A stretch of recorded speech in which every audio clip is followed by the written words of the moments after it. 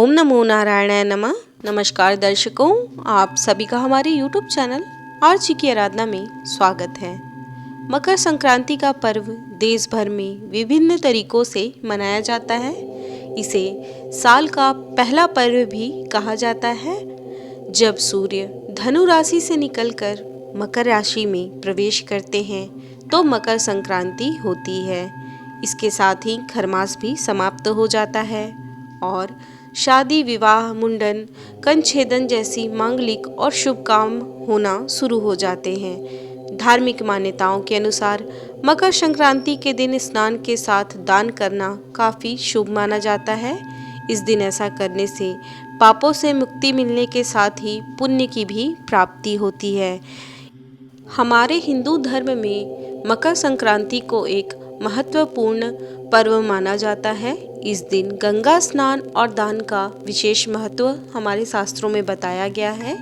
यह त्यौहार जनवरी माह के 14वें या 15वें दिन ही पड़ता है, यानी अंग्रेजी कैलेंडर के अनुसार मकर संक्रांति का पर्व 14 या फिर 15 जनवरी को मनाया जाता है। देश भर में इस त्यौहार को कई अलग अलग नामों से भी जाना जाता है। हालांकि इसके विपरीत यह त्यौहार चंद्रमा की विभिन्न स्थितियों के आधार पर मनाए जाने वाले अन्य हिंदू त्योहारों में से एक है। चंद्र कैलेंडर के बजाय सौर कैलेंडर के अनुसार इसकी गणना की जाती है। इस दिन से दिन बड़े होने लगते हैं जबकि रातें छोटी होने लगती हैं। यह पर्व एक संक्रांति पर्व है। इस दिन दिन और रात बराबर होने से बसंत ऋतु का आगमन होता है। वह दिन जिससे सूर्य उत्तर दिशा की ओर बढ़ना प्रारंभ करता है मकर संक्रांति कहलाती है। भारत के प्रमुख पर्वों में से एक मकर संक्रांति पूरे भारत और नेपाल में भिन्न भिन्न रूपों में मनाया जाता है। कहीं इसे पोंगल के नाम से मनाया जाता है तो कहीं इसे खिचड़ भात भी कहा जाता है। पौष माह में जिस दिन सूर्य मकर राशि में प्रवेश करता है उस दिन इस पर्व को मनाया जाता है। बिहार और उत्तर प्रदेश के कई राज्यों में इसे तिल चौथ के नाम से भी जानते हैं। मकर संक्रांति के पर्व को लेकर अभी भी लोगों के मन में असमंजस की स्थिति बनी हुई है कि आखिर मकर संक्रांति का पर्व इस बार कब मनाया जाएगा, 14 जनवरी या फिर 15 जनवरी को।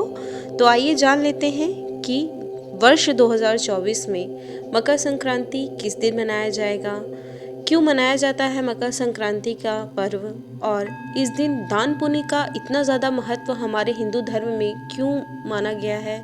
इस विषय में आज हम आपको बताने वाले हैं। साथ ही साथ हम यह भी बताने वाले हैं कि किन चीज़ों का दान करना बहुत ही पुण्य फलदायी होता है आज के दिन, और इस दिन हमें क्या खाना चाहिए, क्या दान करना चाहिए और पूजा विधि क्या है इस दिन, किस प्रकार से हमें सूर्य नारायण की उपासना व पूजा करनी चाहिए। इन सभी विषयों पर आज हम आपको जानकारी देने वाले हैं। तो चलिए शुरू करते हैं हम अपनी वीडियो को।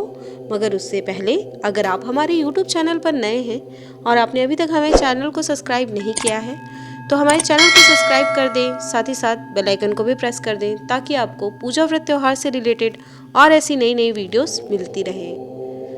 मकर संक्रांति का पर्व इस बार 15 जनवरी को मनाया जाएगा। इस दिन सूर्य देव प्रातः 2:54 पर धनु राशि से निकलकर मकर राशि में प्रवेश करेंगे। इस अवसर पर शुभ मुहूर्त इस प्रकार से रहेंगे। मकर संक्रांति का पुण्यकाल का समय प्रातः 7:15 से सायं 6:21 तक रहेगा एवं मकर संक्रांति के महापुण्यकाल का समय प्रातः 7:15 से प्रातः 9:06 तक रहेगा। अर्थात इस पुण्यकाल के समय में आप दान कर सकते हैं और इस समय किया गया दान का 100 गुना फल जातक को मिलता है। इसलिए आप प्रयास करें कि इस समय आप दान पुण्य ज़रूर करें। मकर संक्रांति के दिन भक्त पूरे विधि विधान से पूजा करते हैं। आइए जान लेते हैं किस विधि से मकर संक्रांति की पूजा हमें करनी चाहिए। पूजा करने के लिए सबसे पहले उठकर साफ सफाई कर लें। इसके बाद अगर संभव हो सके तो आसपास की किसी पवित्र नदी में स्नान कर लें। यदि ऐसा ना कर पाएँ तो घर में ही गंगा जल मिलाकर स्नान करें। सूर्य देव को प्रणाम करें, आचमन करके खुद को शुद्ध कर लें। इस दिन पीले वस्त्र पहनना शुभ माना जाता है, तो पीले वस्त्र धारण कर सूर्य देव को अर्घ्य जरूर दें। इसके बाद सूर्य चालीसा पढ़ें और आदित्य हृदय स्त्रोत का पाठ कर सकते हैं, अगर आप तो ज़रूर करें। अंत में आरती करें और पुण्यकाल मुहूर्त या फिर महापुण्यकाल मुहूर्त में दान ज़रूर करें। दान आप किसी ज़रूरतमंद, किसी गरीब या फिर ब्राह्मण को भी दे सकते हैं। इस दिन दान करने का खास महत्व हमारे शास्त्रों में बताया गया है। मकर संक्रांति के दिन आप अन्न, तिल, गुड़, वस्त्र, कंबल, चावल, उड़द की दाल, मुरमुरे के लड्डू आदि का दान करें। ऐसा करने से सूर्य के साथ साथ शनि देव भी प्रसन्न होते हैं। सूर्य पूजा और शनि देव की पूजा के अलावा गायत्री मंत्र और सूर्य मंत्र का भी जाप किया जाता है। अधिकांश लोग मकर संक्रांति उत्सव के दिन गुड़ और तिल का आदान प्रदान करते हैं और इसका दान भी करते हैं। इसका दान करना भी बहुत शुभ माना जाता है। मकर संक्रांति के दिन प्याज, लहसुन और मांस का सेवन बिल्कुल भी नहीं करना चाहिए। अभद्र भाषा का प्रयोग भी नहीं करना चाहिए। इसके अलावा मकर संक्रांति के दिन किसी को दान करने से मना ना करें। अपनी श्रद्धा अनुसार और अपनी सक्षमता के अनुसार गरीबों को दान दें, ज़रूरतमंदों को दान दें।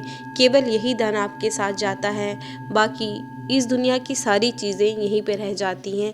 इसलिए आप मकर संक्रांति के दिन प्रयास ज़रूर करें कि आप अधिक से अधिक जितना भी दान कर सकते हैं, जो भी जिस चीज़ में भी आप सक्षम हैं, उन चीज़ों का आप दान इस दिन ज़रूर करें। मान्यताओं के अनुसार मकर संक्रांति के दिन गंगा स्नान और दान करने से साधक के लोक और परलोक दोनों सुधर जाते हैं। गंगा स्नान करने से 10 अश्वमेघ यज्ञ और 1000 गाय दान करने के समान शुभ फल की प्राप्ति होती है। इस दिन कई चीज़ों का दान करने से सभी कार्यों में सफलता हासिल होती है और सुख शांति भी मिलता है। गंगा स्नान से साधक को मोक्ष की प्राप्ति होती है, इसलिए मकर संक्रांति पर स्नान का बहुत ज़्यादा महत्व है। यह स्नान का महत्व और भी बढ़ जाता है यदि आप गंगा स्नान करते हैं या फिर किसी पवित्र नदी के जल से स्नान करते हैं। परंतु आज के इस बिजी जीवन में ऐसा संभव नहीं हो पाता है कि हर व्यक्ति गंगा स्नान करने जाए या फिर नदी पर स्नान करने जाए। तो आप भगवान को प्रणाम कर कर, गंगा माँ को प्रणाम कर कर अपने घर के नहाने के पानी में ही गंगा जल मिलाकर, गंगा जल समझकर उससे स्नान करिए और गंगा माँ से प्रार्थना करिए कि हमारे सारे पापों को आप माँ दूर करिएगा। और इसके बाद आप पूजा करने के पश्चात कहीं भी मंदिर के पास जाकर या फिर कहीं भी जहाँ पे गरीब बैठे हों या रास्ते में जो भी ज़रूरतमंद गरीब व्यक्ति आपको दिखे, उन्हें आप दान ज़रूर करें। सुख शांति मिलता है आपको इस दिन दान करने से। गंगा स्नान में साधक को मोक्ष की प्राप्ति होती है और पिछले जन्म के बुरे कर्मों से निजात भी मिल जाता है। आपका जीवन सुखमय बनता है। गंगा स्नान के मंत्रों को आप जान लें। यदि आप घर पर ही गंगा स्नान कर रहे हैं तो इन मंत्रों का जप करते हुए स्नान करें। इससे आपको गंगा स्नान का पुण्य प्राप्त होगा। गंगे च यमुने चैव गोदावरी सरस्वती नर्मदे सिंधु कावेरी जल इस्मिन् सन्निधिं कुरु। ओम अपवित्रः पवित्रो वा सर्वावस्थां गतोऽपि वा यः स्मरेत पुंडरीकाक्षं सह ब्रह्मा भंतरः शुचिः। इस मंत्र का जाप करते हुए आप स्नान करें। इसके बाद आप पूजा विधि पूर्ण कर कर दान दक्षिणा दें। उम्मीद है आप सभी को हमारे द्वारा दी गई जानकारी पसंद आई होगी। अगर आपको हमारा ये वीडियो अच्छा लगा हो तो हमारे वीडियो को लाइक करना बिल्कुल ना भूलें। हमारे चैनल को सब्सक्राइब कर दीजिएगा ताकि आपको पूजा व्रत त्यौहार से रिलेटेड और ऐसे नए नए वीडियोस मिल सके। हमारे वीडियो से रिलेटेड अगर कोई भी सवाल आपके मन में हो तो आप हमारी कमेंट बॉक्स में लिख सकते हैं। हम आपके सवालों का जवाब देने का पूर्ण प्रयास करेंगे। बहुत बहुत धन्यवाद।